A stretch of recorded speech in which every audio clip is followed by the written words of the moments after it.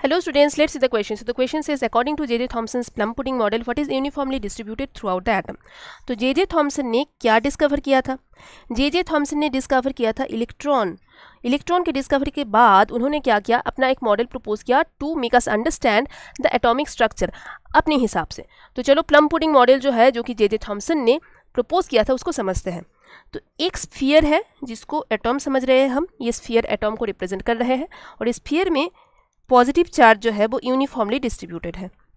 तो लिख लेते हैं positive charge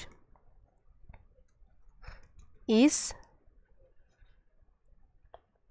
uniformly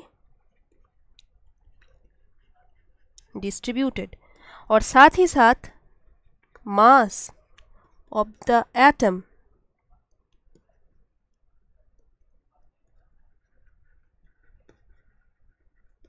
is uniformly distributed। इसके बाद क्या हुआ, इलेक्ट्रॉन्स कहाँ गए?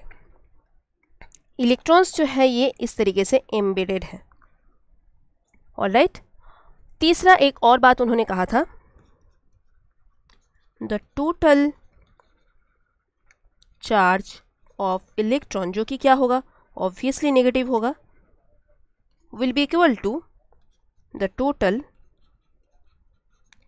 पॉजिटिव चार्ज, क्योंकि तभी तक प्रोटॉन का डिस्कवरी नहीं हुआ था, तो इसीलिए पॉजिटिव चार्ज बोला जा रहा है। और एटॉम इस तरीके से न्यूट्रल है क्योंकि positive charge and negative charge एक दूसरे को नालिफाई कर रहा है। तो ये था पूरा का पूरा J.J. थॉमसन का प्लम पुडिंग मॉडल। अब चलो एक एक करके ऑप्शन को देखते हैं और समझते हैं कि इनमें से कौन सा throughout the atom distributed है। The mass and the negative charge नहीं, क्योंकि आप देख सकते हो कि ये जो इलेक्ट्रॉन्स थे ये एम्बेडेड थे, लेकिन through out the atom distributed नहीं थे uniformly. So this is wrong. The negative and the positive charge, ये भी सही नहीं है। पॉजिटिव चार्ज तो है, लेकिन नेगेटिव चार्ज मैंने आपको बताया अभी, ये throughout the atom distributed नहीं है, तो ये भी गलत है।